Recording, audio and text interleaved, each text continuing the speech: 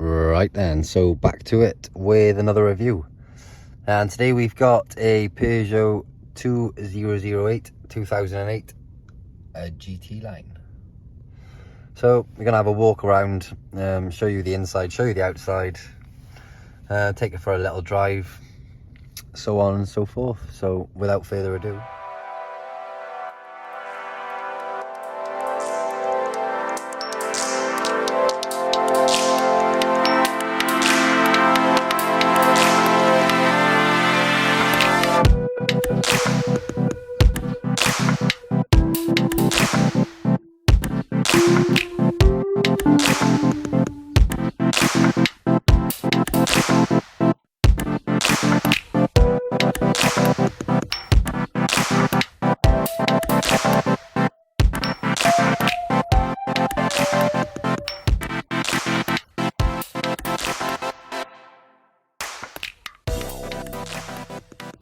starting with the exterior then. You can see obviously quite a good looking car. I must say Peugeot have come a long way in the last few sort of years. Obviously the GT Line gives you the upgraded light package with a sort of three sort of claws, and then these obviously down in the bottom by here is supposed to be fangs. Obviously, as it's a Peugeot and the emblem is a lion. So walking around then, this particular model has got 18-inch alloy wheels, obviously diamond cut as well. It is a 1.2, 150 brake horsepower, so it's not the slowest of cars on the road. So obviously we got pearlescent white, and with the piano black, does look very sort of nice. I must say as well, for a bog standard sort of window tint, so obviously from factory, they do look very, very dark, so fair play to Peugeot for that. Quite a biggish looking car then. So just on the bottom, just there, you can see obviously it's got twin exhaust, which is quite strange for a 1.2. Automatic mirrors, as in they fold in, fold out as you unlock the car. It's got keyless start, keyless entry, so obviously just walk up to the car and it'll sort of unlock itself for you. LED headlights as well then, as well as LED fog lights just in the bottom, just down by there. And you might notice it's got a little square at the front. That would be obviously your collision avoidance. Obviously to stop you from having a bump. Might have something to do with the adaptive cruise control as well. I'm not too sure on that though. So to get into the car then, this is easy as walking up to it with the keys. There you go, you can just see the wing mirrors going. And easy as that to jump in. To lock then, as easy as walking away, wait for the little beep beep. Right, so jumping inside then.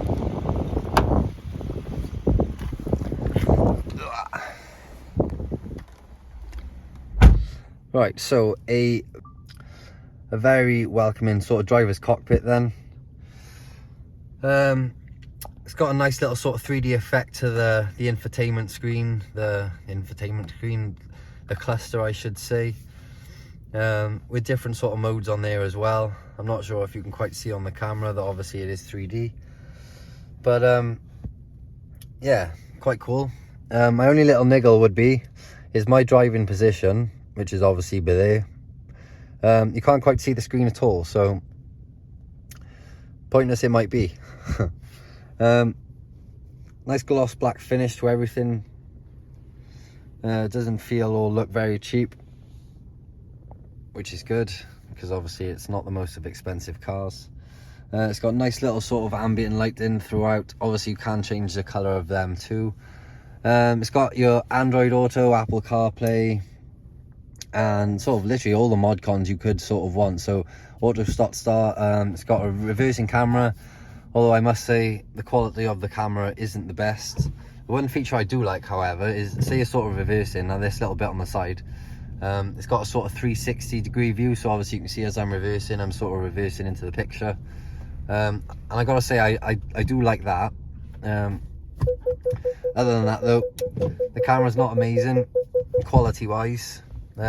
Steering wheel's very nice, so obviously you've got flat bottom and flat top with all your sort of steering wheel controls as well, everything you could want. So obviously to control the sort of screen in front of you by there, and the sort of music, so on and so forth. Nice easy buttons then for the sort of climate control. Well, shortcuts for everything actually. So obviously AC, if you want your AC on in a bit of a hurry, then AC max, AC off. Obviously you got your recycle there if you want to lock or unlock the doors. Front windscreen demister, the back as well then. Little shortcuts there then, touch sensitive ones, so you've got sort of obviously your settings, connected apps, so like I mentioned, your Android Auto or your Apple CarPlay, your actual phone if it's connected, your obviously car settings, driving functions, vehicle settings, so on and so forth. Sat nav if you do go for the upgraded sat nav version, and then obviously music function as well. Now this particular one, obviously as it's the GT sort of top spec, it has got the bigger display. I can't quite quote on how much bigger the display is compared to the other one, but it is a little bit bigger. So you've got a little wireless sort of charging pad, whatever you want to call it, just down by there. USB-C and your standard USB as well if you're old-fashioned like me. Little cubby hole just down by there, full of rubbish obviously. The manual, 6-speed, which is strange for a 1.2. It is a 1.2, but other than that, it's fairly nice for a Peugeot. Nice little soft touch buttons just up by here. Soft touch, I say, you haven't got to touch them at all. Little SOS, obviously straight through to Peugeot if you do have any sort of issues, accidents, so on and so forth. As we've got the GT line then, we've got the sort of upgraded package with the seats, which obviously comes with the nice green stitching in between, and the leathery sort of look just on the back then. Room in the back, as you can see, it is quite spacious. You have to excuse my little doggy sort of bed thingy by there, but I don't like to sit too close to the dashboard, and obviously as you can see I've got loads of sort of leg room, and I am, well, I'd like to say I'm a grown adult, but I'm touching 6 foot, so I'm not far away. 2 little USBs just in the back by there as well. Nice little sort of LED lights all the way around. Obviously automatic windows in the back as well as the front. Just jump round to the back there and open the boot. As you can see then, very spacious, full of my rubbish, but usually obviously you've got the sort of parcel shelf across by here, and a little bit of a false floor then where you can sort of lift up and stash other things underneath. I pulled all that out though because obviously I prefer the space.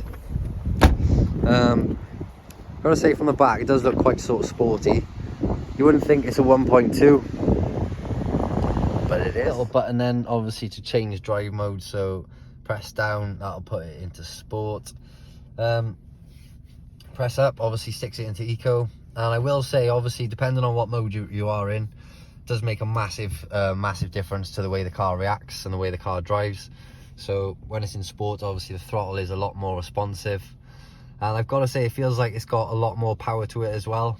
I'm not sure if that's sort of uprating the turbo or something like that, and that's how they achieve them results, but definitely goes a little bit better while it's in sport. Electric handbrake then, so obviously foot on the brake, press it down to disengage the handbrake, into gear as we are a manual, and literally as easy. So we're going to take it for a little bit of a drive then, just to see how she performs on the road, just to see how she handles around the corners. So personally, I do think it is quite a nice drive, to be honest, for a Peugeot.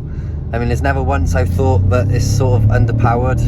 Obviously bearing in mind it is a 1.2. It's definitely got a lot of pulling power, so it's there when you sort of need it.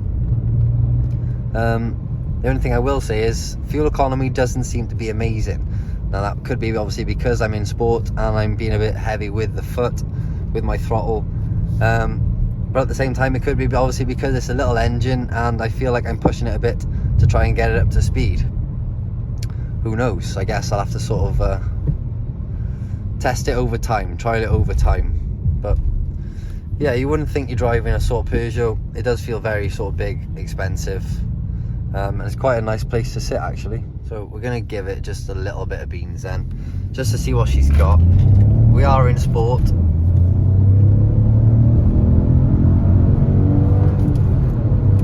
Just a little bit of acceleration then, and a 60.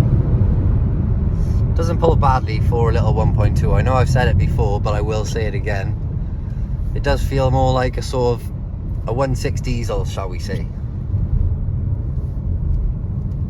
I'd say petrols have come a long way these last couple of years, but I'm fairly sure this 1.2 engine actually in the previous model 2008 did win an award. I gotta say, I do like the design of the steering wheel, so it fits very comfortably in your hands. Coming up to a corner now then, just see how she goes.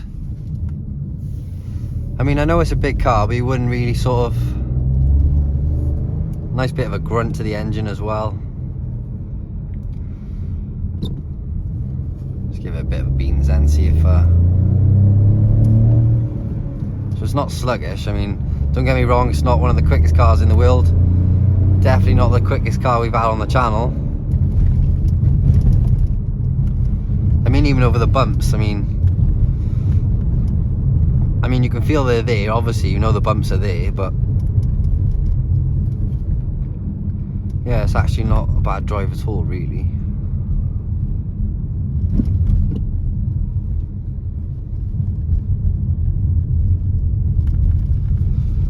Small enough to sort of maneuver around all these sort of city streets, and the steering's fairly light as well, so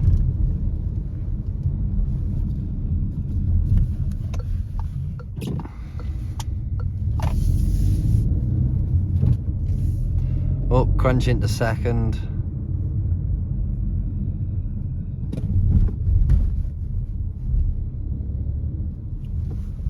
Let's go left by here.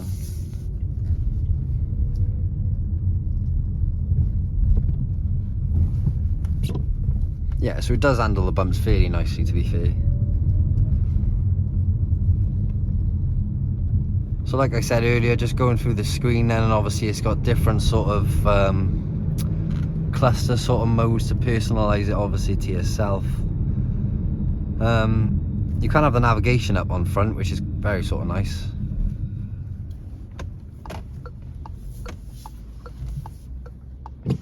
But like I said, the only thing that spoils it obviously is having a steering wheel in the way.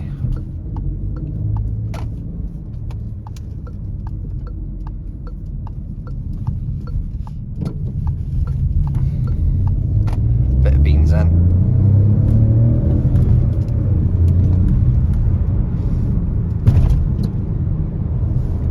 And round the bend, a little bit wet, so we're not going to stick it in there, but fair play, it does handle very decently for a biggish car. I mean, I keep saying it's a biggish car, but when you stick it next to sort of, I don't know, say a Peugeot 208, which is obviously the little baby version one of these, they don't look miles apart. They're not sort of wheels different. Obviously this is bigger, but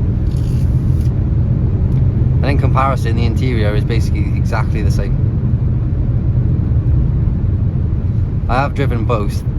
I must say the 1.2 Peugeot 208 does pull a little bit better than this. Obviously that probably is down to being a smaller car, but it's quite a nippy little thing, this. It's not bad.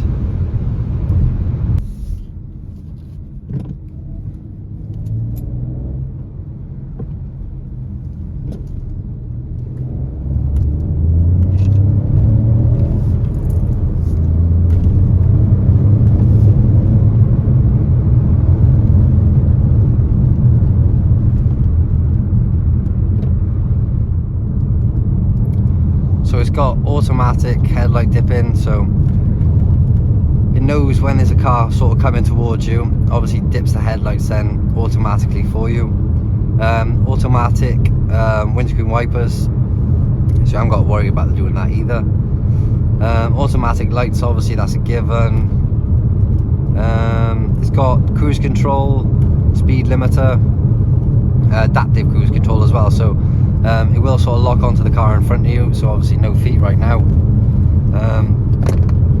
Another quite nice thing is lane assist. So say you're driving between two sort of white lines, obviously it knows to keep you on track for those white lines. See, there we go. I'm not actually braking, it's doing it for me. It's now telling me to take back control.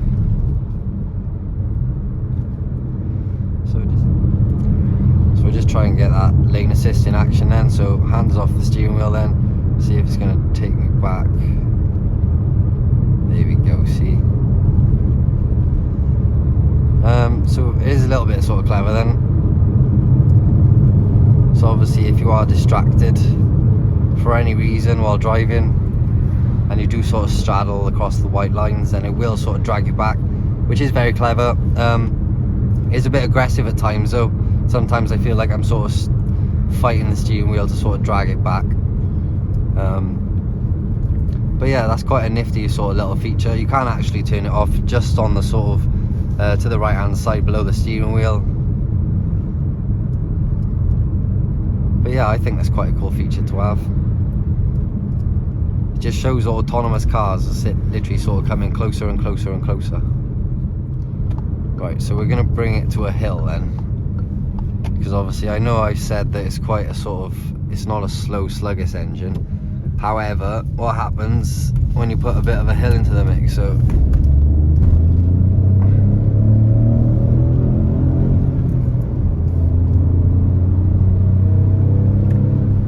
doesn't do bad at all, fair play to it. I mean, that was still a fairly decent acceleration while going uphill, I'd say, for especially for a 1.2.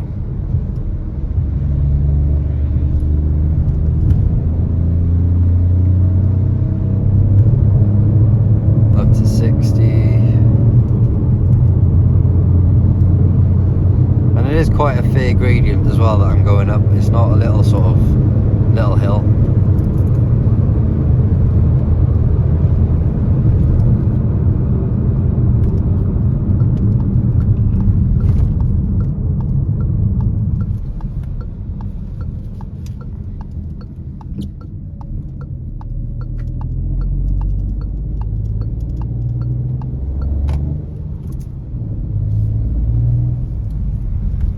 Does skip sort of across some across bumps. It could just be obviously because it's wet or damp. I wouldn't say it's wet, but it is damp. Yeah, it handles really well. I'm actually really impressed.